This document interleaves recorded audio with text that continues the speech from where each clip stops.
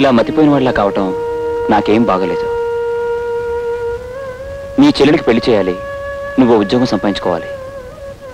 నువ్వు నా ప్రాణ స్నేహితుడివి కదా, మా చెల్లెల్ని నువ్వే పెళ్లి చేసుకోవచ్చుగా.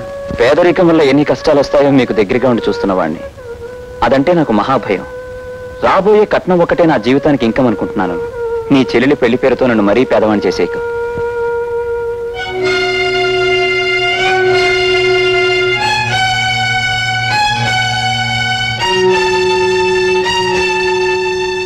విన్నాను రాజా, అంతా విన్నాను. రా మాట్లాడుకుందాం.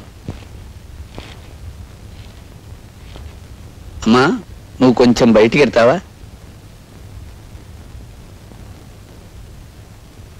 చూడు రాజా, నువ్వు నీ స్నేహితుడిని ప్రాధేయపడ్డం నీ చెల్లెలు విందనుకో, ఏమంటుందో తెలుసా?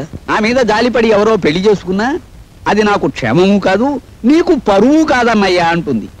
మీ నాన్నో సత్యకాలం మనిషి కాబట్టే పాతకాలపు ఆలోచనలతో ఏమీ సాధించకుండానే పోయాడు.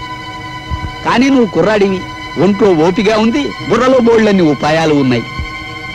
ఇలా అడ్డమైన వెధోప్తీనుల కాళ్ళు పట్టుకుని నీ చెల్లెల్నిచ్చి పెళ్లి చేయడం కంటే అడ్డదారులు అయినా 4 రాళ్లు సంపాదిస్తే రాజా లాంటి సంబంధాలు రాజాగారి చెల్లెలెక్కడా అని వెతుక్కుంటూ వస్తాయి.